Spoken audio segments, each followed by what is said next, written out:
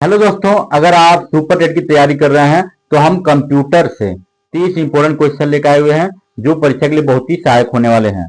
तो चलिए चलते हैं अपने पहले क्वेश्चन की तरफ। हमारा जो पहला क्वेश्चन है कि कंप्यूटर का जनक किसे माना जाता है। बहुत इंपॉर्टेंट क्वेश्चन है, याद रखिएगा इसको।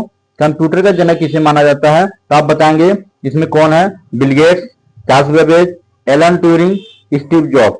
इसका जो सही ऑप्शन हो जाएगा वो हो जाएगा ऑप्शन नंबर ब। चार्ल्स बेबेज को क्या माना जाता है, इसके जनक माने जाते हैं। ठीक है, कंप्यूटर के। ठीक है, अगले क्वेश्चन की तरफ बढ़ते हैं।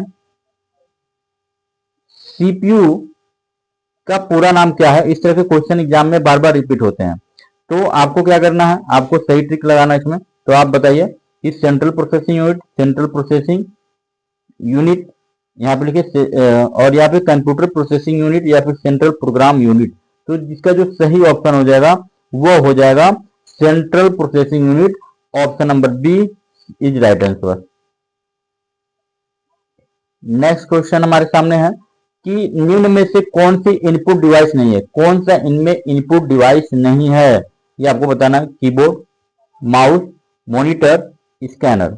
इसका जो सही जवाब हो जाएगा वो आप देखिए। अब मेरी बात समझिएगा, यहाँ पे कीबोर्ड इनपुट डिवाइस माना जाता है क्योंकि हम इसमें कमांड देने का काम करते हैं। माउस भी इनपुट डिवाइस है, स्कैनर भी इनपुट डिवाइस है, लेकिन मॉनिटर जो होता है वो रिजल्ट को बाहर शो कराता है। इसलिए हमारा जो सही ऑप्शन हो जाएगा मॉनिटर जो है वो इनपुट डिवाइस न होकर वो आउटपुट डिवाइस है। ठीक है, तो इस तरह आप सवाल को समझ के टिक लगा सकते हैं।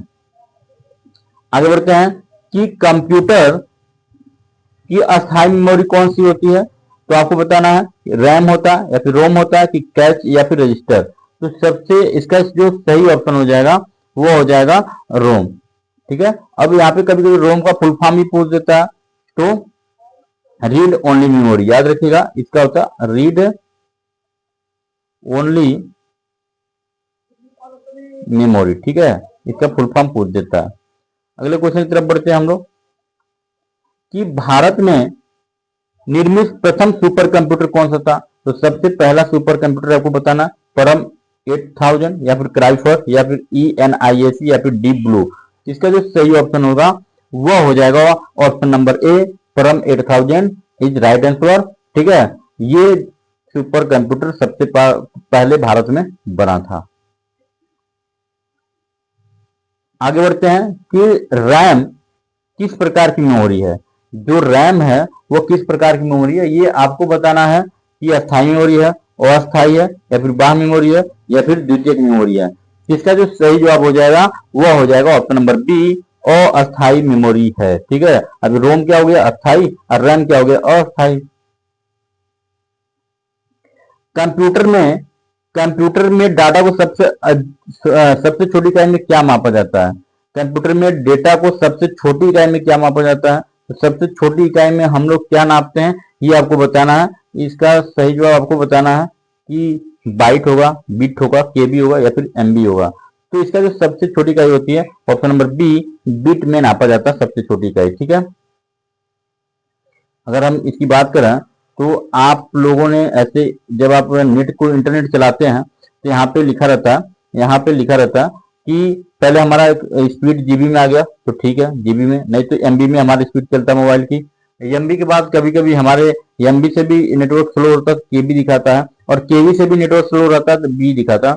तो जीबी गीगाबाइट, एमबी से होता है मेगाबाइट, केबी से होता है किलोबाइट और बी से होता है बाइट। ठीक है, तो इस तरह की स्पीड शो होता है, इसलिए हमारा जो राइट आंसर हो जाएगा वो बिट हो जाएगा ऑप्शन नंबर बी।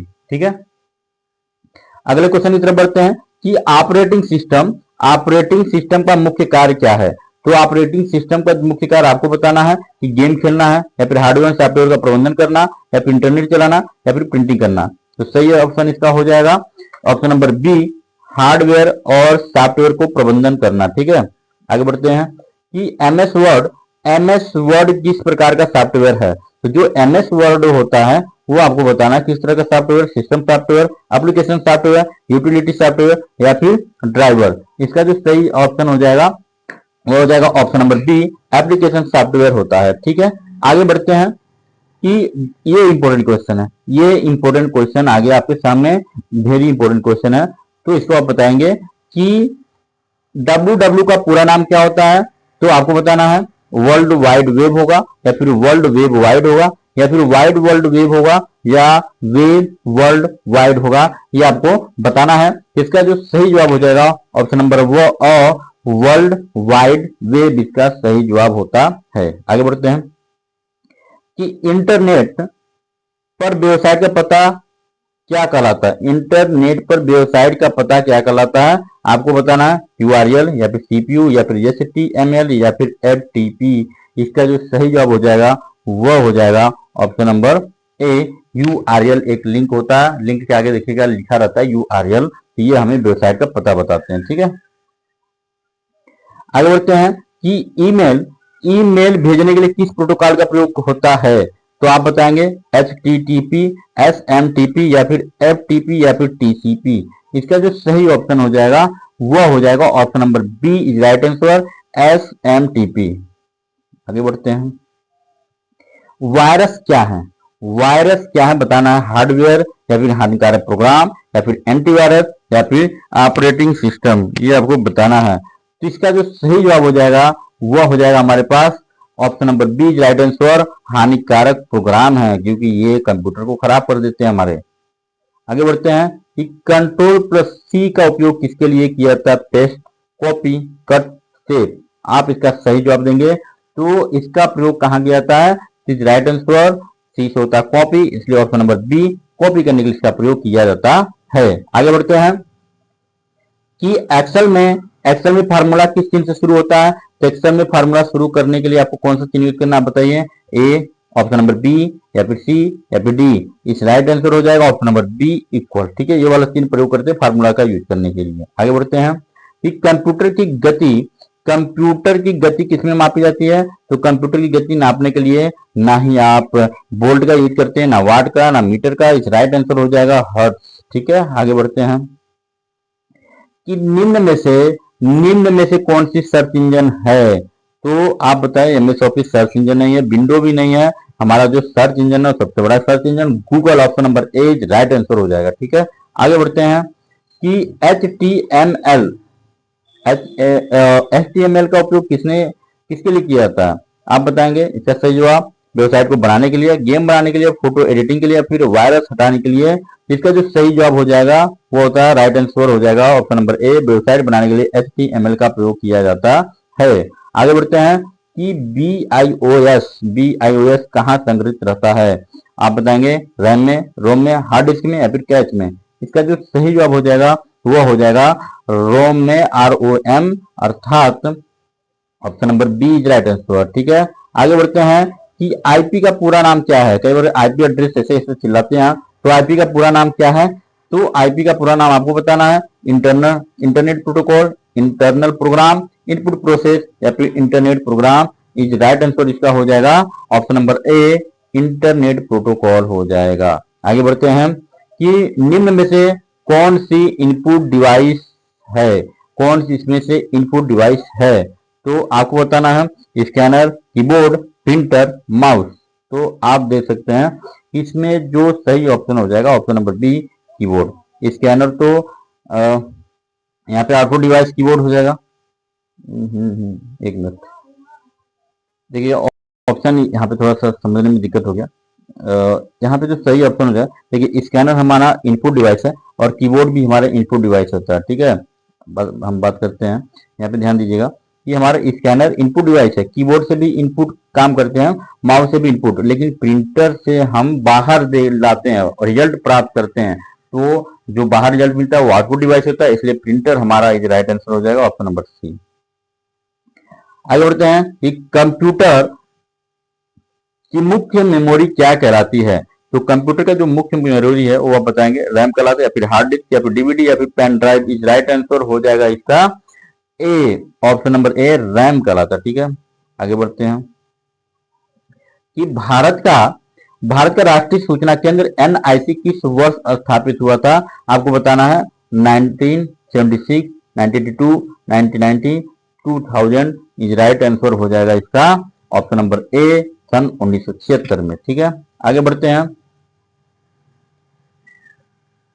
कि MS एक्सेल में पंक्तियां किस संख्या तक हो सकती हैं एक्सेल 2007 एवं बाद के संस्करण में। किसका जो सही ऑप्शन आपको बताना है, ऑप्शन नंबर ए या फिर बी या फिर सी या फिर डी। इज राइट आंसर हो जाएगा इसका ऑप्शन नंबर बी 1,48,576, याद रखिएगा। ठीक है, आगे बढ़ते हैं कि लैन का पूरा नाम क्या होता है। लैन का पूरा नाम क्या है, local area network, long area network, large area network, फिर line area network. Is right answer हो जाएगा इसका option number A local area network, full form इसका याद रखिएगा। आगे बढ़ते हैं कि कंप्यूटर में ब्रेन किसे कहा जाता है। कंप्यूटर कौन सा पार्ट ब्रेन के नाम से जाना जाता है, ये आपको बताना है। मॉनिटर को, सीपीयू को, कीबोर्ड को या फिर माउस को। तो इज राइट आंसर हो जाएगा option number B CPU, computer का ब्रेन कहा जाता है, याद रखिएगा। आगे बढ़ते हैं कि निम्न में से कौन सी क्लाउड स्टोरेज सेवा है, आपको बताना Google drive, pen, notepad, calculator. Is right answer हो जाएगा इसका option number A Google drive. आगे बढ़ते हैं कि 1 जीबी में कितने एमबी होते हैं, तो याद रखिएगा 1 जीबी में कितने एमबी होते हैं, या तो 1000 या तो 1024, 512, 2048। आपको सही जवाब देना है। इसका सही जवाब हो जाएगा 1 जीबी में हम लोग यूज करते हैं डेली 1024 एमबी, याद रखिएगा। आगे बढ़ते हैं कि कंप्यूटर नेटवर्क में फेयरवेल का कार्य क्या है। तो फेयरवेल का कार्य आपको बताना है प्रिंट करना, सुरक्षा प्रदान करना, इंटरनेट बनाना या फिर फाइल कॉपी करना। इसका जो सही जवाब हो जाएगा ऑप्शन नंबर बी सुरक्षा प्रदान करना। आगे बढ़ते हैं हम लोग कि एआई मोस्ट इंपोर्टेंट क्वेश्चन है, एआई का पूरा नाम क्या है। तो आप लोग बार बार एआई करते हैं, तो एआई का पूरा नाम ये भी एग्जाम में आ सकता है। तो आपको बताना है artificial intelligence, automobile intelligence, artificial internet या फिर advance interface. Is right answer हो जाएगा इसका ऑप्शन नंबर ए आर्टिफिशियल इंटेलिजेंस। तो वीडियो कैसा लगा कमेंट करके जरूर बताएं। मिलते हैं अगली वीडियो में, तब तक के लिए नमस्कार, जय हिंद।